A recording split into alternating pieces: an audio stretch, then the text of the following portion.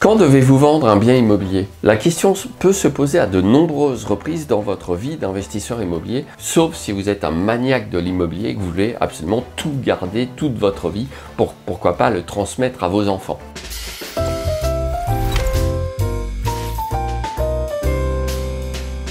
Cela dit, il arrive nécessairement à un moment ou à un autre, et le plus souvent, qu'on se dise « Ah, ce bien-là, j'en ai peut-être plus besoin, il me rapporte plus assez ». Il est plus assez rentable, ou alors les locataires, le coin s'est dégradé, je ne veux plus entendre parler des locataires et donc je vais vendre. Moi, c'est ce que j'appelle l'arbitrage immobilier. Sur ces questions, comme d'habitude, je vous invite à venir me rejoindre puisque j'en parle abondamment dans le droit d'investir. Donc cliquez sur le lien qui se trouve sous la vidéo.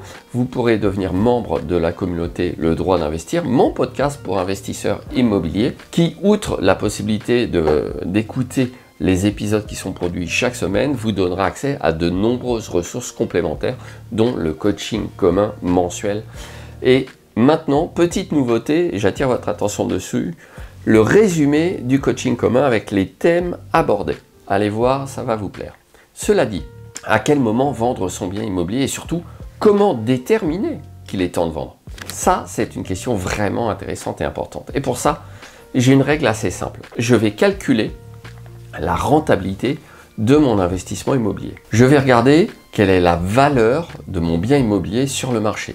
Pour ça, j'utiliserai un outil comme par exemple meilleursagents.com. Je vais taper l'adresse dans la barre de recherche et puis ensuite je vais procéder à une pondération du bien. Ce que je veux dire par là, c'est que si mon bien est en rez-de-chaussée sur cour, je vais peut-être le pondérer sa valeur moyenne de moins 10% parce qu'il ne va pas être très lumineux.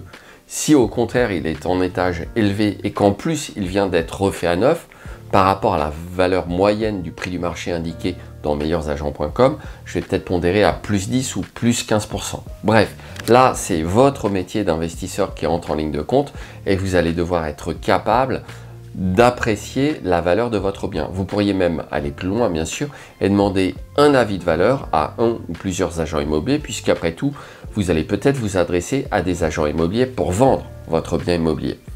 Attention, ne pas confondre l'avis de valeur avec l'expertise. L'avis de valeur étant en général donné à titre gratuit par un agent immobilier qui souhaite récupérer le contrat de mandat pour vendre votre bien, alors que l'expertise, là, nécessite plus de diligence et va être facturée.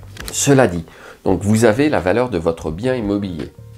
Et là, ce que vous allez faire pour estimer sa rentabilité, c'est regarder combien il vous rapporte chaque mois. Alors, il y a la rentabilité brute, c'est-à-dire quel est le montant du loyer. Et après, il faut prendre en compte les frais de copropriété, la taxe foncière, vos mensualités de crédit, évidemment, si vous avez toujours un crédit en cours, les impôts éventuellement. Et en fonction de tous ces calculs, vous allez arriver à un loyer net annuel. Exemple, votre bien vaut, disons, 200 000 euros. Et votre loyer net annuel est de 6 000 euros, j'entends net, c'est-à-dire que là, c'est après la déduction de l'échéance de prêt. Évidemment, il est rare qu'on ait beaucoup d'argent tant qu'on a un crédit en cours, parce que même si on a un bien à cash flow positif, ça ne va pas forcément donner des grosses sommes une fois qu'on a absolument tout déduit et tout payé. Donc, vous avez vos 6 000 euros de loyer net, et on va dire net après impôt, à la fin de l'année. Votre bien vaut 200 000 euros. Prochaine étape, vous regardez combien il vous reste en capital à devoir à la banque en cas de vente. Par exemple, vous avez remboursé 50 000 euros de capital, vous l'aviez acheté 150, il en vaut 200, donc il a pris 50 000 euros de valeur, vous avez une plus-value de 50 000 et vous avez remboursé 50 000 euros de capital. Ce qui signifie que si vous revendez le bien, vous allez toucher 200 000 moins 100 000 de capital restant dû à la banque égale 100 000 euros. Première indication. Attention, si vous avez réalisé une plus-value, vous aurez potentiellement de l'impôt à payer sur cette plus-value. Donc, vous allez faire un calcul. Là encore, il y a des outils qui existent sur Internet, comme le site des notaires de Paris, qui vous permet, avec un simulateur en ligne, de faire des calculs d'impôts et de prélèvements sociaux sur la plus-value. Très intéressant. Donc vous regardez combien vous allez payer. Admettons que dans mon exemple, vous deviez reverser à l'État 20 000 euros d'impôts et de prélèvements sociaux sur votre investissement. Alors, ça sera moins que ça puisque les 5 premières années, le taux s'élève à 36,2 19% d'impôts et 17,2% de prélèvements sociaux. Donc admettons que vous ayez à payer, on va dire sur la plus-value de 50 000 euros, allez, on va partir sur 10 000 euros, ce qui ferait 20%, c'est-à-dire que vous avez conservé le bien pendant un certain temps, puisqu'à partir de la 6e année de détention, vous avez un abattement pour durée de détention. Vous savez donc, je récapitule les éléments, que le prix de vente est à 200 000, que vous devez 100 000 à la banque, il vous reste donc 100 000 à percevoir, et que vous allez devoir reverser à l'État sur la plus-value 10 000. Il va donc rester dans votre poche environ 90 000 euros. Vous aviez 6 000 euros de loyer tout à l'heure. Combien de temps vous faut-il pour percevoir en équivalent loyer le montant que vous pouvez récupérer net après impôt, à savoir 90 000 euros? Eh bien, dans mon exemple, il vous faudra 15 ans. Et oui, 6 000 multiplié par 15 égale 90. Donc là, vous avez un élément qui va vous permettre de déterminer en fonction de votre situation personnelle et de vos objectifs, et bien sûr de votre stratégie d'investissement immobilier, si vous préférez conserver le bien et attendre 15 ans pour récupérer l'équivalent en loyer net de ce que vous pourriez percevoir si vous le revendez demain et que vous touchez vos 90 000 euros tout de suite. Vous le voyez, ça c'est une méthode que j'appelle une méthode d'arbitrage. Comment choisir entre conserver ou vendre. Cet exemple est intéressant parce qu'il porte sur une durée longue. Donc 15 ans, c'est long. Entre-temps, vous pourriez, grâce aux 90 000 euros, pourquoi pas faire de l'apport et racheter deux biens. Vous pourriez aussi vous en servir, pourquoi pas, pour solder un prêt que vous auriez sur votre résidence principale. Et dans cette hypothèse, vous allez en plus économiser des intérêts, puisque je rappelle que les intérêts sur les prêts des résidences principales ne sont pas déductibles.